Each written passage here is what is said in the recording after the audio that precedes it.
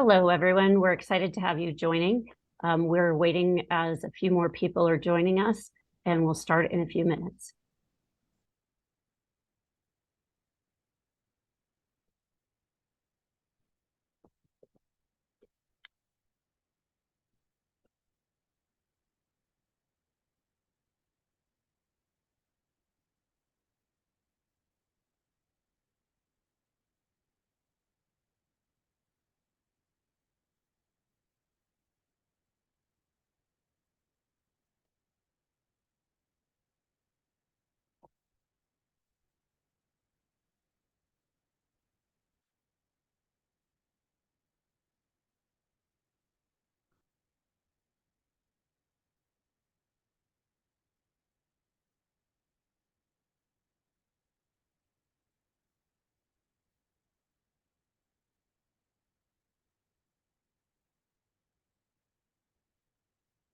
For those of you who have just joined, know that we will be starting in about 1 minute. We just want to make sure everyone has time to transition from their last meeting to join us here today.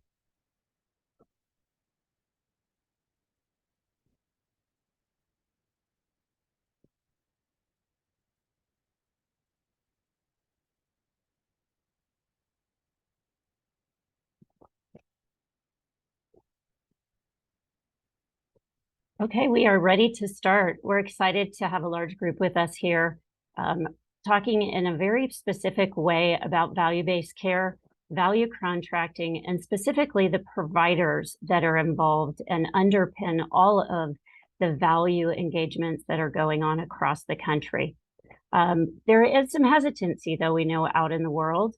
A variety of forces are contributing to that. And so today we're going to really explore what are those things that are making providers hesitant, recognizing their real and important realities, and then what would make them actually more ready, more able, more willing, and find that these value contracts contribute in ways to the organization that would cause an expansion to be something that they want and feel comfortable and ready to do.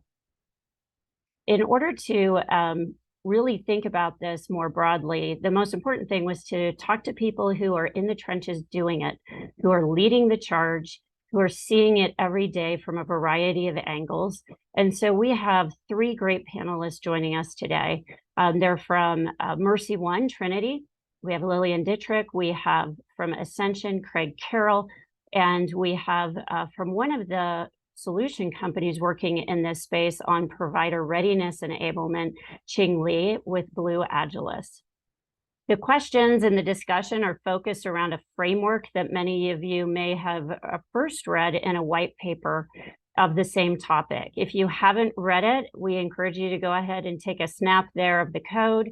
That will let you download it, and you can see in long form at your leisure what was underpinning some of these concepts, ideas, and hoped solutions. Our format today is to give you just a quick preview of what was in that white paper, some of the suppositions, and where we'll be eager as we get to the participant piece to see if you agree, disagree, have a different take on them. And then these 3 organizations, ways that they are actually supporting transition to value, and ways that they are finding providers are more or less willing to be able to be engaged. We then will have some discussion amongst the panel themselves, but the chat will be live in order for you to contribute questions, because we would like to simulate a discussion as closely as you can in this type of a format. And we'll have a few audience feedback polls along the way so that you can get a little bit of a sense of those that have joined today and how they're thinking and where they are in their own organizations. So to get us kicked off, we'd like to just call your attention to sort of the statistics, the actual facts of, is value contract expanding?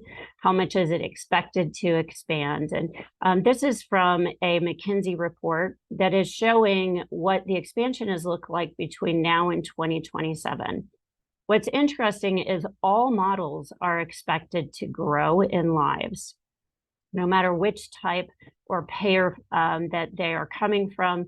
The total lives in all models is expected to grow, and including fully or partially capitated contracts. You know, many of these contracts are partial they're upside only, they're bonus only, they're not necessarily upside and downside or fully capitated.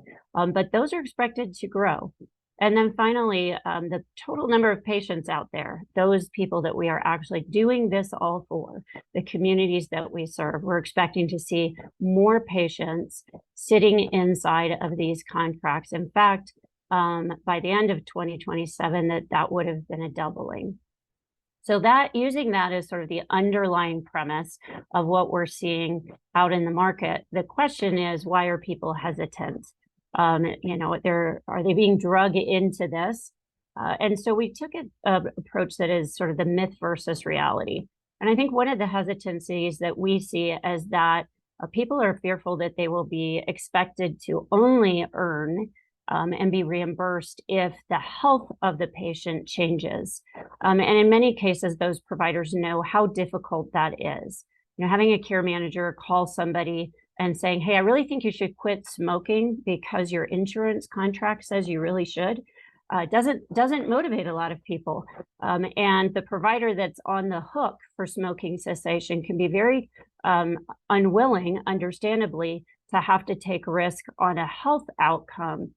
Instead, though, what is actually happening is people are more likely to be paid or reimbursed based on completing specific actions, those precursors or substitutes for trying to assess whether or not the health is improving. They're being paid for patient experience, and they're being paid for cost and utilization shifts. So a hesitancy that I can't actually force a diabetic to become less brittle is in fact something that at this stage, most are not being charged to do. Instead, the reality is it's around tasks that are actually often very achievable. Second myth, providers are tech averse. When I used to run a health system, I've been a chief operating officer as well as a chief strategy officer and president of a plan inside of a large CIN. When I would look at that accusation, if you will, that providers are slow to adopt technology, I would get so frustrated because I would look around at the hundreds and hundreds of applications and mass scale technologies that we were adopting and think we have technology everywhere. The problem is that technology hasn't yielded on the promises that were originally made. As we all know, pajama time increased with the EMRs. It did not get better. And so the real question is, what is that technology doing that allows smarter insights and allows more intelligent workflows automated off of those insights so that as our care teams, as our back office staffs, call center staff, for instance, are engaging with the patients, the consumers, the beneficiaries, do they have the insights they need to drive the behaviors that both they and that patient, consumer, beneficiary might need? I don't see the industry as being tech averse. I see the industry as being eager for tech that works. And then the final myth is related to performance. And performance being unpredictable. If I go at risk for something and don't get paid for a full year to 18 months, and then we'll end up in an arm wrestle anyway with that particular payer, how do I build a budget? How do I run an organization off of that? And so that leads us to say, well, how do you start to model better in advance? How do you have continuous visibility into the performance that is going on within your provider network as well as the business as a whole? How do you enable both the patient as well as your care teams? And then how do you look at using all of those to essentially de-risk what you are on the hook for?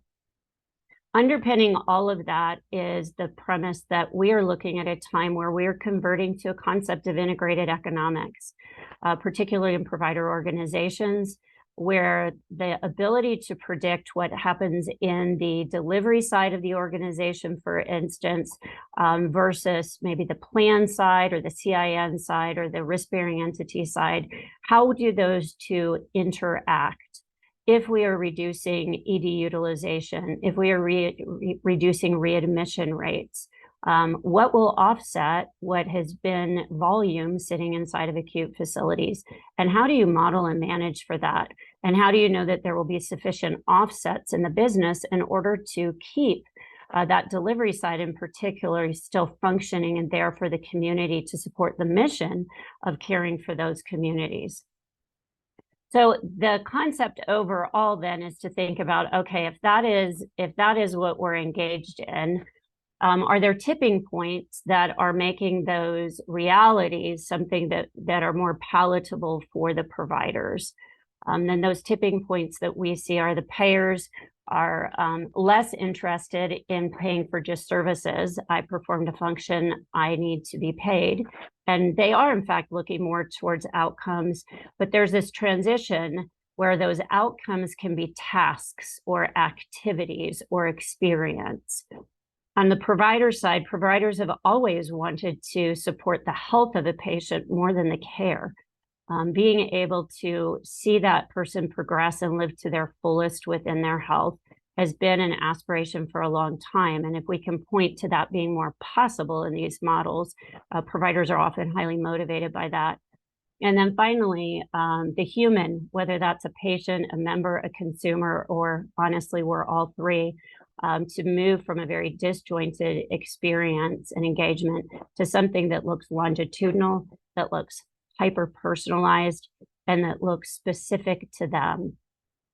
That leads us to what you see on the right here, which is the change that is pushing the envelope forward. And that there's a few key elements to it. One is to really be able to see your patients, your beneficiaries, your members, in a way that you've never seen them before, sort of that 360-degree view of them. The ability to provide visibility to the providers on their performance, the performance of their patients, their panel, and even individual members on their team that are supporting them, from care managers to front office staff. And then finally, thinking about what are the other types of enablement that a practice or a provider individually needs in order to be ready for this transition when they've been practicing medicine in a very different model, in some cases for a lot of years. All of those are things that we're going to now talk about as our panelists get introduced, and we have the opportunity to hear from them and what they're doing inside of each organization. As we get going, though, we'd like to actually do our first poll. This poll, as you can see, it's going to come up on your screen, and we'd love you to use the Zoom poll features to answer it.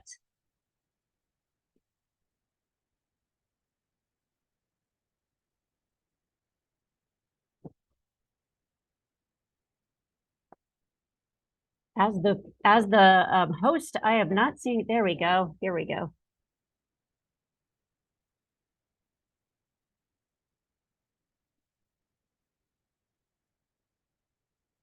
And note that you can select more than one box here.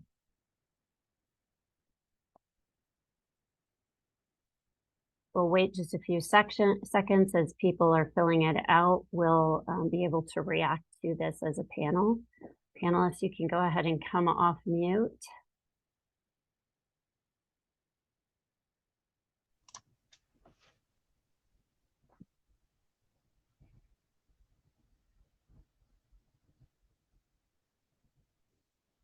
Okay, tech team, I am looking for the results to pop up here.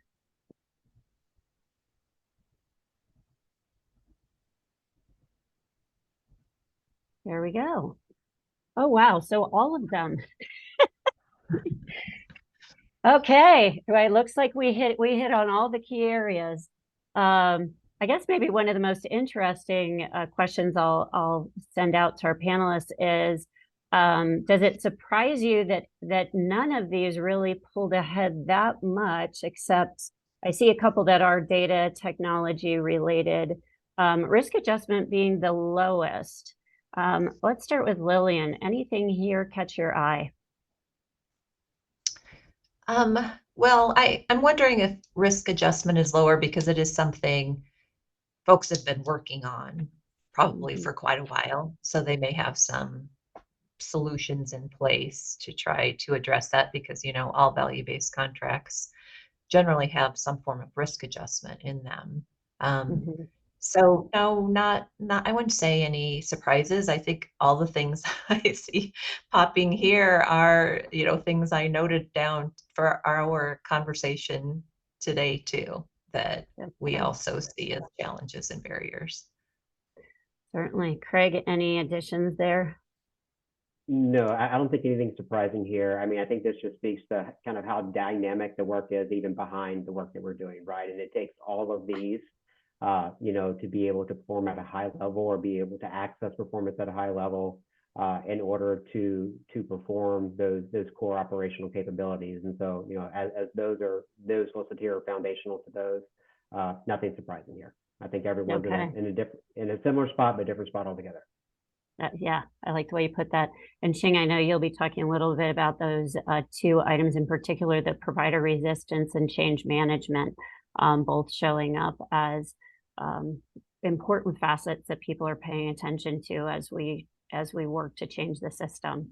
I'm going to go ahead and close this poll and move on to getting us started with each of the organizational overviews. I know you're eager to hear them. And I actually, Craig, your last comment very much echoes what former CMS administrators said, which is that in the end, we each have to run organizations that fit our own company's ethos, our own company's business and clinical models, the communities we serve. And so what I'm really excited for our participants here today to see is very different organizations, but that in the end are managing for many of the same similar things. To that end, we're actually going to start with Lillian. She's going to go ahead and introduce herself more thoroughly and the organization that she works with. Lillian? Thanks, Amy. Again, my name is Lillian Dittrick. I lead the Population Health Services organization for MercyOne. MercyOne is located in Iowa. It's part of the Trinity Health System, though, so Trinity has a 26-state footprint. Within MercyOne, though, we see over 4 million patients a year. We have close to 23,000 colleagues, over 230 care sites, so it's pretty extensive across the state.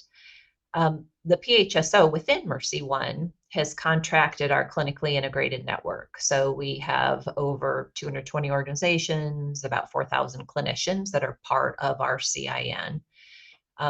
We manage across all market types. So we have our Medicaid MCOs, contracts in our commercial space, Medicare space, Medicare Advantage space, and also individual marketplace. And we have over 315,000, I think it's like 325,000 lives that are attributed to those contracts.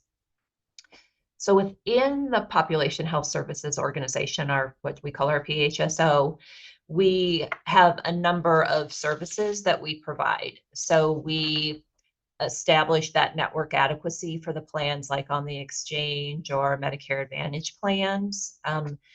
We have a clinical integration function where we have a clinical integration council that establishes our network standards, evidence-based practice, and clinical governance for the PHSO and for the organization.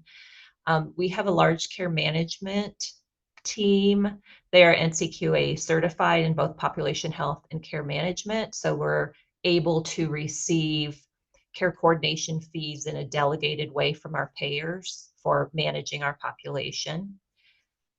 Within the PHSO, we have embedded our community health workers. So they really help with connecting the patients and the resources in programs where we have those social needs.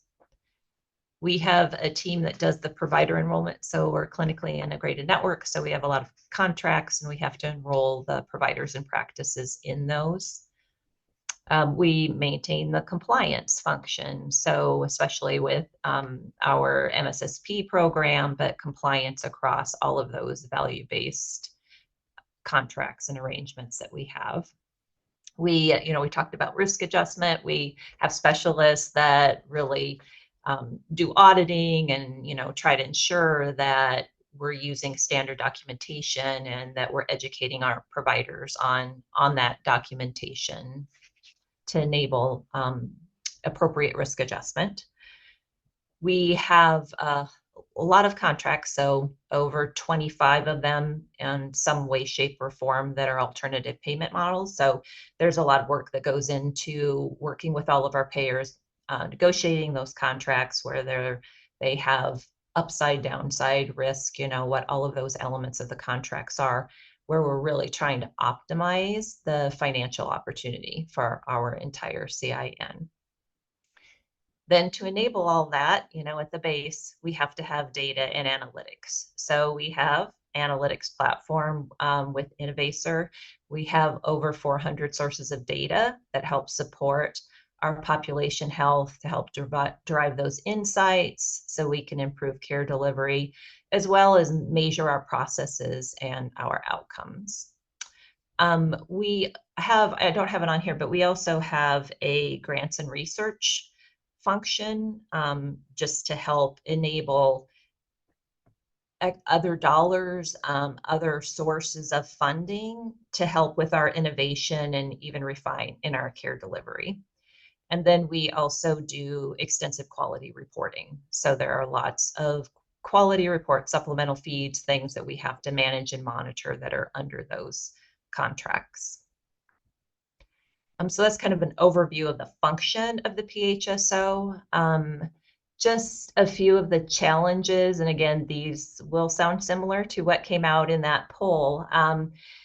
Technology is a challenge for us in the respect that today we have multiple EMRs and instances of EMRs. So to have the ability to standardize programs across all of those, to really help achieve our opportunities under the contracts, it is very challenging for us. And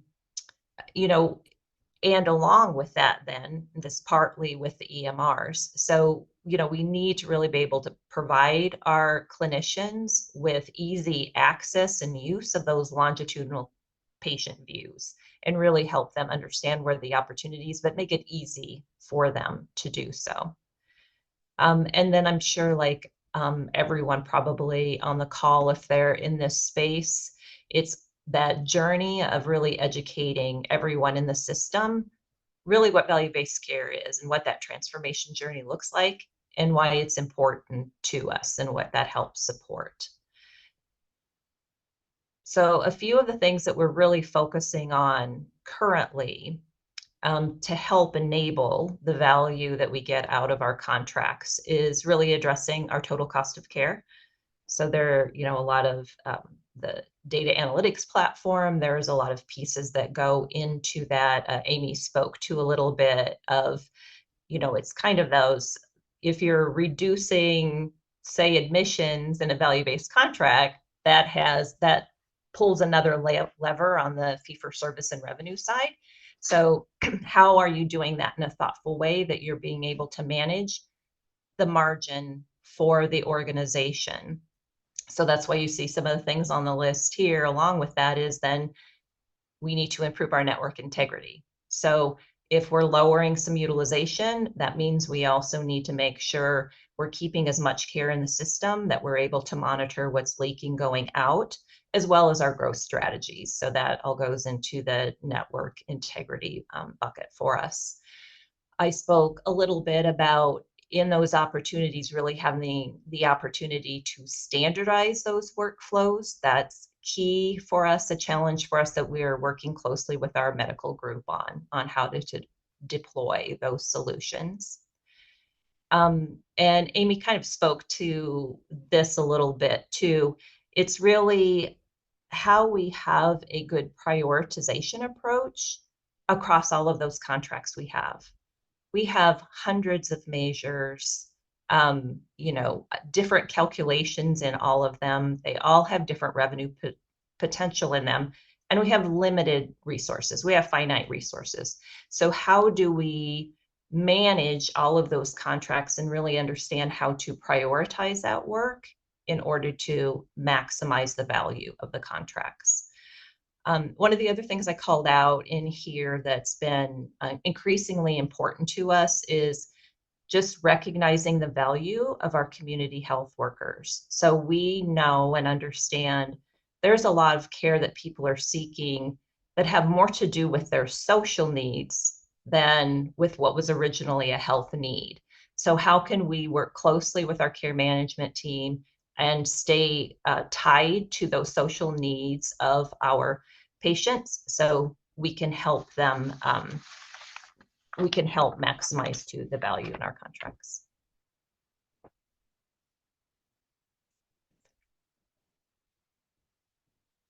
That was a great overview, Lillian. It probably made a few people exhausted just looking at it, but also recognize many of the functions and capabilities that they either have or are building inside their own organization. And I do want to just give a little shout out. MercyOne was our very first customer inside of the healthcare space. And so thank you for being with us on the journey for so many years. Turning it over now to Craig. Craig, as you introduce yourself, I know our audience is going to be eager to understand what Ascension is doing, given your breadth across the United States, and also some of the things that you've been doing to reorganize where you are focused.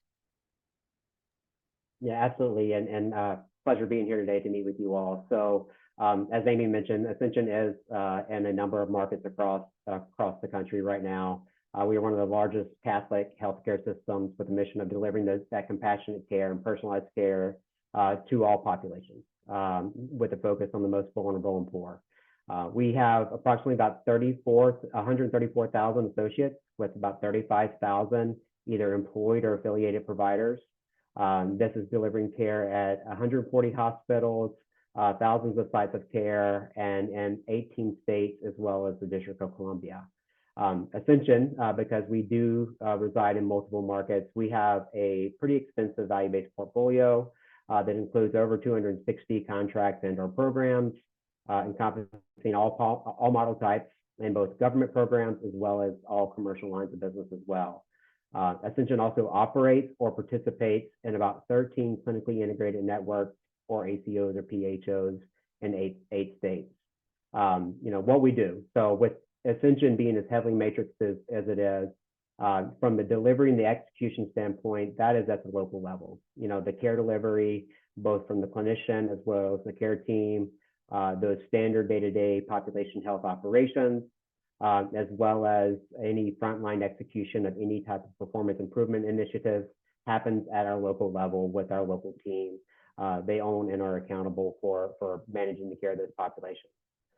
We do also nationally support that work through a multitude of services, not unsimilar to what Lillian was mentioning with MercyOne as well. We have a pretty robust actuarial and analytics team that supports both our contracting strategy as well as our population health and clinical initiatives. We do serve as the governance and compliance arm for our local markets to take that administrative burden off of them, specifically as it pertains to our government programs, MSSP, PCF, et cetera. Out of the National Population Health Team, we manage the National Care Model Strategy, so that we work closely with our markets to design standard care pathways to deliver that care based off of where that patient is on their journey. From a risk adjustment standpoint, we have a team of coders that both support the prospective and concurrent coding for the delivery at the local level, as well as some of the retrospective auditing and education initiatives as well. Quality and performance from a national standpoint is primarily looking at, what are we doing from an overall strategy and performance execution, as well as how we can centrally manage any of those quality care gap needs. We also centralize our contract management and managed care functions, as well as the majority of our clinically integrated network management, with a handful of markets being managed at a local level. And then lastly, we just provide general strategic oversight into all value-based and population health initiatives nationally, but lead that with the decision point happening at the local level. As far as the challenges, again, not unsimilar to what Lillian mentioned before, there are variable levels of value-based and population health maturity across our markets. No two markets are the same, and no two provider groups are the same as it pertains to where they are in their journey for value and population health capabilities. On the topic of what we're discussing today, risk readiness, right? There's a hesitation, generally speaking, as it pertains to taking on more risk with populations, especially when you have different models that seem to be evolving or moving that are not always kind of forthcoming knowledge of those delivering the care. And then lastly, just kind of balancing that clinician productivity side, right? So what does that fee-for-service work RVU world look like from a value-based standpoint, and how can we still execute on both? And the strategies that we're currently doing to optimize our value-based portfolio, one is just kind of portfolio stratification and prioritization. We are hyper-focused right now on our Medicare population for the multitude of reasons that I think we all would agree upon here today. We have become hyper-focused on those core operational pillars, and I'll talk more to this in a little bit during the open questioning. We are also looking to standardize our KPIs around as many populations as possible, providing that continual education at all levels. This means both the executive and the clinician, so that everyone is well armed in order to execute on these models. Looking at strategic partnerships, where are those areas that we need to partner with others in this space in order to deliver this at a best-in-class level? Then lastly, how are we equipping that clinician at the point of care to execute on these strategies? Thank you for that overview. Significant work, clearly, to be managed across many levels. And I see we actually have one of our early questions, which we'll come back to, which is that balance between standardization and centralization and being able to have some latitude when it gets all the way down into the delivery, when there are specific ways that a program may need to be tailored that is sort of off standard. So tuck that into your head, panelists. That's one of our first questions that we've received. Thank you for giving us that overview. I'm going to go ahead and move on now to Ching.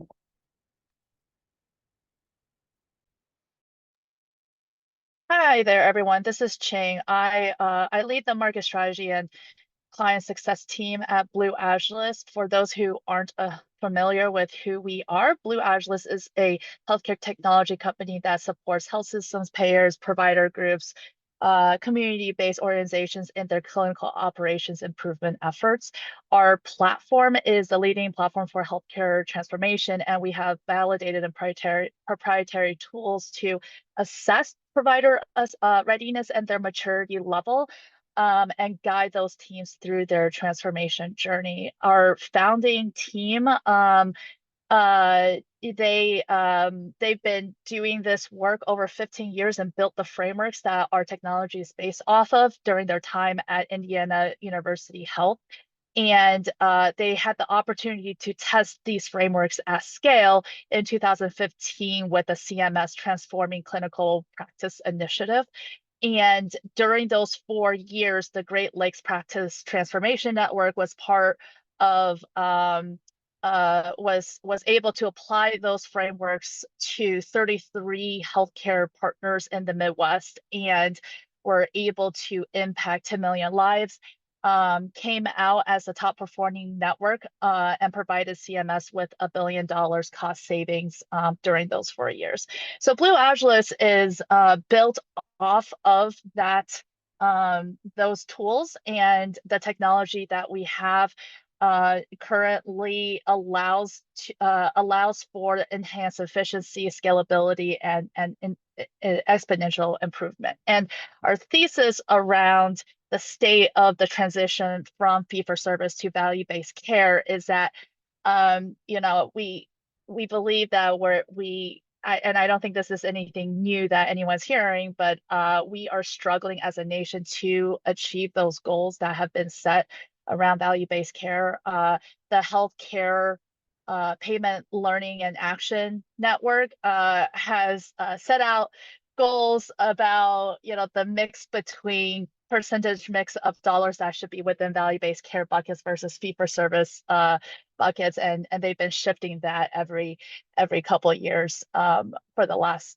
10 years. So we believe that what we are doing today is not working because in order for it to work, it requires providers to actually really fundamentally change the way they operate and how they actually care for their patients. And this is not an easy task. This is really hard. And I'm not going to pretend that we have the magic pill at Blue Agilus, but where Blue Agilus steps in here is that we are able to meet provider groups where they're at and actually baby step them through those improvements so that they can do the things that they can do today and focus in on those small changes that can make a huge impact rather than expecting providers to add a great deal of additional work to their already overflowing days already. And we are seeing a lot of transformation teams transform from being those data pushers with their primary method of communication being those stoplight charts showing providers how poorly they're doing and how they're not doing great, to actually helping them using Blue Agilus, helping them show them where they can improve and making the linkage between those lagging outcome measures with those evidence-based interventions and taking those steps to move those measures step by step, localizing and pivoting where appropriate based on those provider group unique environments and patient populations to help them actually achieve their improvement goals. So, I think we've got some really great quantitative results, but quantitative results aside, the most rewarding success stories we've heard are our improvement teams telling us they've been working with groups for years, thinking that they really knew them, but then after taking our assessment and having these more in-depth conversations, it's helping them bring them to a whole new level of understanding of how they work and align priorities to focus in their efforts rather than chasing after 100 things like Lillian had mentioned earlier. And at the end of the day, we know providers and their teams want to give their patients the best care they can, and that's why we all are working in healthcare. And so Blue Agilus is here to provide those tools to make that happen in whatever new flavor of the month is happening in healthcare. Well, I certainly appreciate that, to use a farming analogy, getting water to the end of the row, right? How do you, right inside that practice environment, know at any given stage where that practice is ready for risk, how ready they are for risk, and what they would need to change in order in that practice with those providers specifically, be ready to take on different types of programs. We all have built networks where we have, an uncertain feeling about whether or not they will be able to perform and deliver against those contractual requirements. Thank you for that overview. We appreciate it. I'm actually going to move now to stop sharing this screen of slides so that we can look at each other and go through some of our panel questions. Rather than starting with some pre-built ones, I actually do want to go right back to the first one we got from the audience. This is validating. If you ask questions on chat, we will actually respond to them. So put your questions in there, guys. So this question that we got related to standardization, that balance between standardization and still having some latitude locally to be able to really respond to what's happening on the ground. Lillian, since you started with us with slides, Craig, I'm going to start you with questions. No, absolutely, and I think that's a great question. Some of the questions that I think we have prepared for this will address this as well. But I think ultimately, when it comes down to it, I wouldn't necessarily call it a deviation. I would call it, allowing the provider to continue to deliver individualized patient level care, right? So there's not a scenario where I think any of us on the phone would say that, lack of the better terms, the value-based checkbox should supersede the patient receiving the care they need, whether that's a test or an admission to a hospital or that nature. Where I think that we come into play, all of us in this place, is how do we respond and react to that, right? So in the event where there does need to be a deviation, what plans and strategies do we have in place to, one, manage the patient after the fact, or two, mitigate that from happening to the broader population, right? So, there may be an opportunity, albeit small or large, that we could look at it from like an RCA standpoint to identify, why we had to deviate in the first place, right? And so what processes we can put in place in order to be able to adjust accordingly. Mm-hmm. Lillian, other things that you've seen in order to allow for that type of direct care as that provider sees fit? Yeah, I would agree with Craig. I wouldn't necessarily call it deviation. It's just having a platform for everyone to have their input heard. So the most recent example is we tried to standardize across an annual wellness visit. Again, across all of these many EMRs, we had put a process in place. And as part of that, we knew there were going to be questions. So we just have several different forms of feedback loops. We have separate, leadership touch point, but just like an open chat line with kind of office hours around it. So to make sure everybody is able to, if they have something that doesn't quite fit in that standard process or just a question on the process, that they're able to get that through and problem solved by the team. Absolutely. We've got a section, sort of that first section of questions related to performance measures. And I see one of our second questions here is related to that, but maybe to just get us started in an overview standpoint, Ching, as you've been working with the practices on their maturity curve, right? Those 5 phases of a maturity, what are the types of metrics you're seeing? You almost think of it as a Maslow's pyramid, or, what's most foundational? What are the types of metrics that you see providers tend to be best at versus the ones they tend to struggle with the most? Yeah, definitely. Really good question.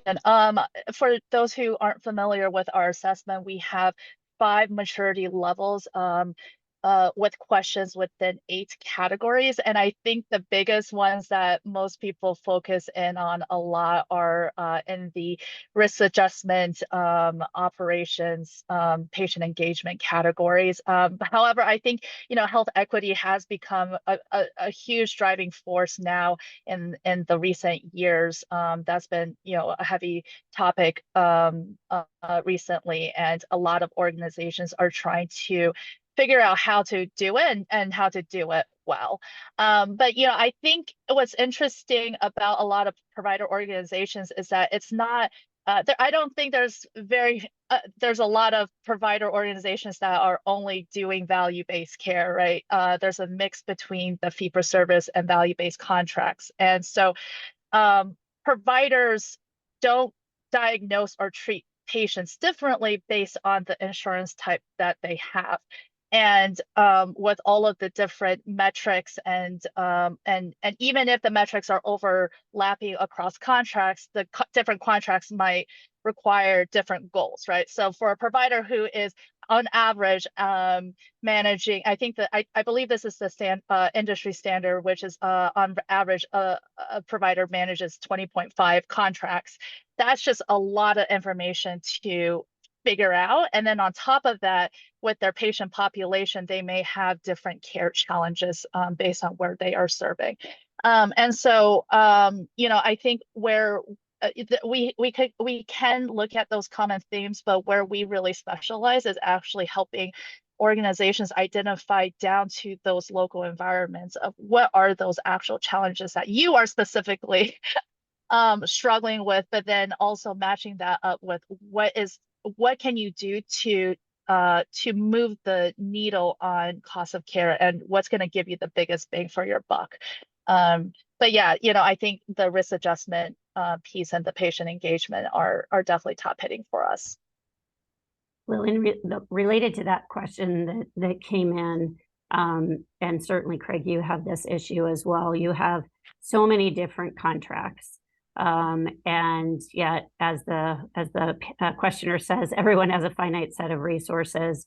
How are you looking across all those different measures and prioritizing and also triangulating them, right? And it's often not just this one is readmissions. It might be this is readmissions on rolling 12. This is readmissions on calendar. So how do you look at organizing for success related to performance measures?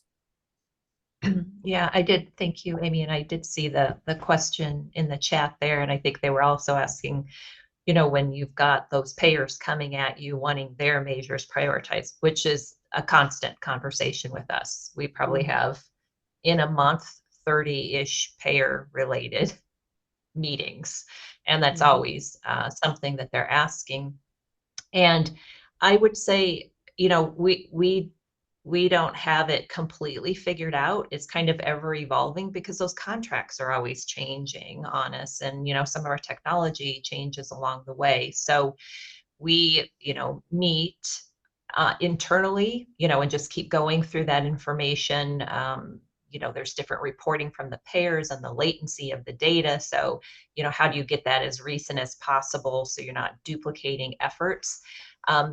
It's a challenge in those conversations. We talk about the things that we are addressing, and we talk about, they know we have limited resources. So, we try to address things, as was called out earlier, across the population. So if we're working on readmissions or some specific measure, that means that is something that we're hitting across the populations. But we are trying to make sure that we sort that and sort the lists of patients that we work on by where we have the most opportunity. I mean, it's our function to maximize that revenue. So,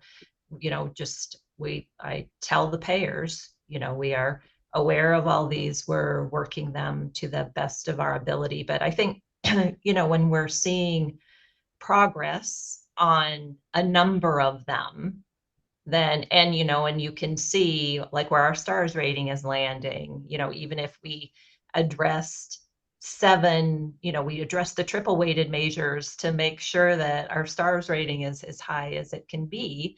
No one can argue with the progress overall that's being made. Fair point. Craig, I'm going to give you a lightning question, and then we're going to move on to the myth around technology. What are some of the newer measures that you may be seeing that you haven't seen before, you're seeing a new type of focus on? Yeah, and so I don't know if I would call them a newer measure. What I would say is they're existing measures that are changing, or existing metrics that are changing how they're measured, right? And for the provider at the point of care, sometimes they feel it's a kind of a moving of the goalpost, if you will, right?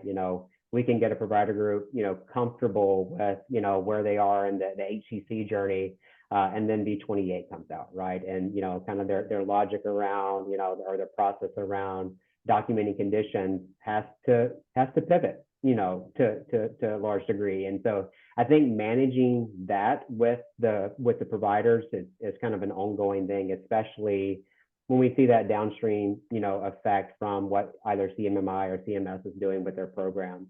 ECQM is another thing, right? We, for years, we've gotten our providers to start to stratify how they look at different quality metrics across specific populations.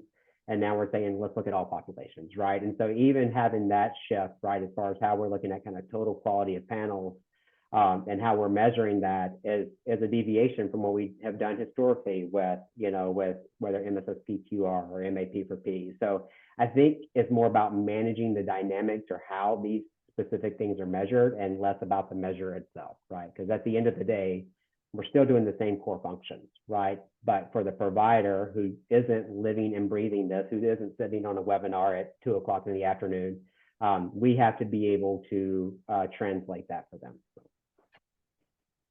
That makes sense. Lillian, I know you're an actuarial, so your metrics discussion was really interesting to me. But I'm gonna ask you a little bit about technology. You know, as I said, it's sort of the top of the hour. Technology has been a big old promise out there, but I'd love to hear how you're seeing technology and practicality advancing your business performance and clinical performance. Yeah, well, technology is key. You know, data is the platform. We have to make data-driven business decisions. So, you know, we have to have the data and the technology to enable that. So, you know, anytime that we can have reasonably recent data to help close care gaps or address coding, you know, whatever that is, the latency of the data is always important, as well as that longitudinal view and along with benchmarks. So I think, you know, all of those things are things that technology and a population health platform can help enable.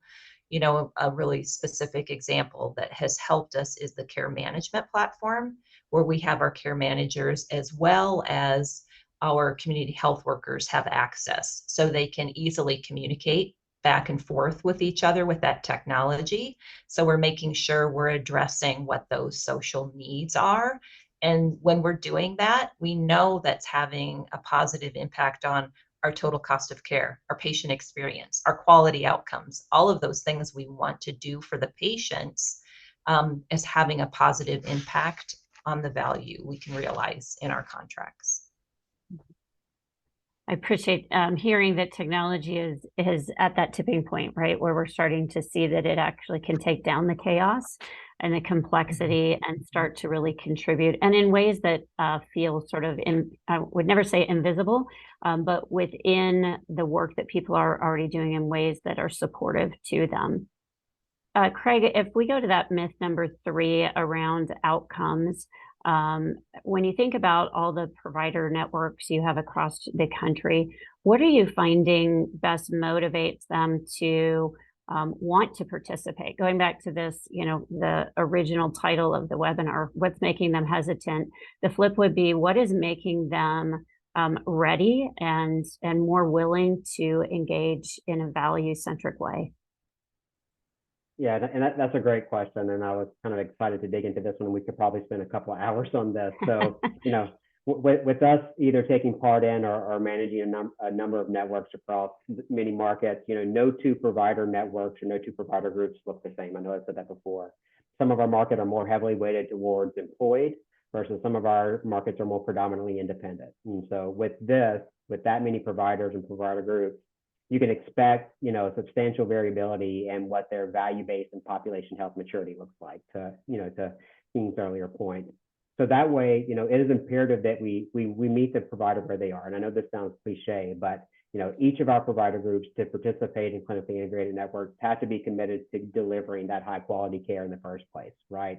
Where we find the variability is how do they prioritize that work, right? And so there's the component of it that's the workflow, right, that we have to obviously enable, but, you know, at a core level, how are they even prioritizing that? Sometimes they don't know how, right? And sometimes that's a matter of delivering the appropriate data, it's stratified in a way that they can kind of see the story, see the picture in front of them. So we have to kind of, you know, work with them around, you know, how do you prioritize this work? How do you identify, you know, what to focus on and when, right? It's very easy to become overwhelmed or paralyzed when you say there are 25 different things to do for a patient without any types of insights, right? So it's kind of the where do I start kind of approach there. So from that standpoint, you know, I think it's important that, you know, when we tell the story, the value story, we have to tell it outside of the incentive opportunity. You know, I think, you know, most providers want to do what they need to do to increase revenue, increase incentives. I don't think anyone's going to argue with that. But for them to be willing to modify or disrupt their workflow or their habits, it's got to make sense from the standpoint of driving clinical outcomes at the end of the day. And so where we can connect those dots between a payer program, whether it be, you know, CMS or otherwise, to those clinical outcomes, the more chance we have of success and, you know, getting those metrics hit or what have you. You know, we can't disrupt for the sake of disrupting. I know, you know, about 7, 8 years ago, we loved using that word, right? Let's disrupt. And, there's some value to that. But I think we got so obsessed with disrupting that, I think we missed the jumping off place with a lot of providers. So by meeting them where they are, using where they are as the jumping off place, then we can identify where that opportunity is through enhancing and equipping, and not just, again, disrupting workflows for the sake of disrupting.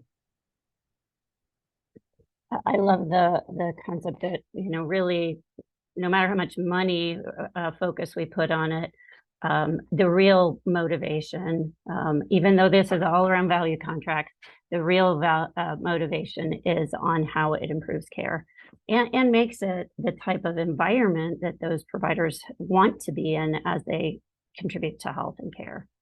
I'm going to do a quick lightning round question. We're here in our final 5 minutes. So each of our panelists have their best 30-second shot at it.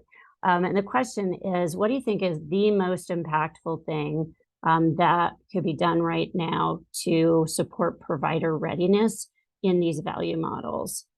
Ching, I'll let you go first. Yeah, so core part of our company is the agile mindset and agile framework. And so part of that is taking action, iterating off of it. So, I think one thing that we really try to live by is that model of don't get stuck on perfect, take action and keep moving forward. And, it doesn't have to be perfect the first time. It doesn't have to be perfect the second time, but at least we're going in the right direction. I love that. Don't let the perfection be the enemy of getting moving. Craig, you next.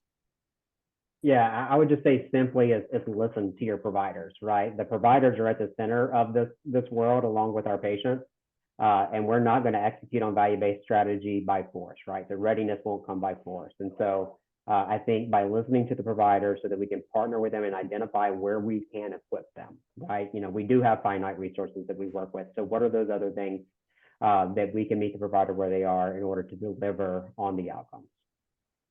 Great. And Lillian, you want to bring us home here? Sure. It's I think similar comments we've had that each site that we work with has different capabilities. So we really need to meet them where they are.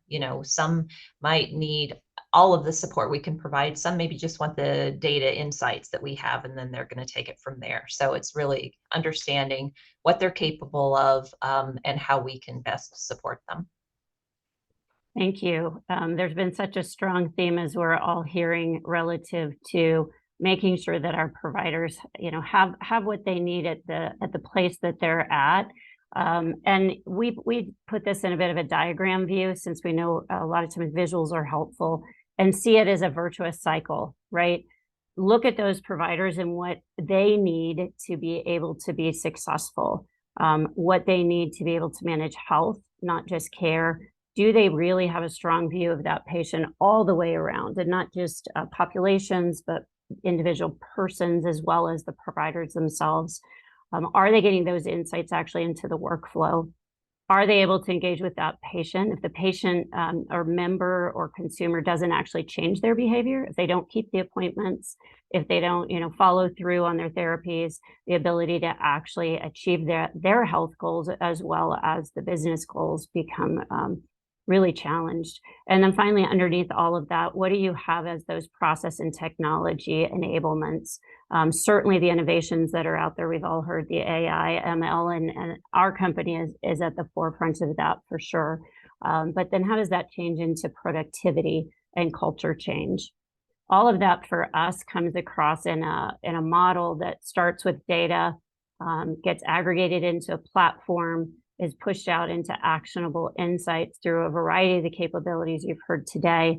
Those are then available to the actual people doing the work in a variety of workflows that are specific to that particular person, so that it doesn't feel more complex and disjointed, and instead creates the actual outcomes that we're looking for. And then, of course, we are innovating in the AI space so that there are co-pilots available to your teams as they are performing all of these really critical capabilities. We would love to see you at some upcoming events. We know the fall is full of them, from NACOs to health. Oliver Wyman. We are at those. We would love to see you.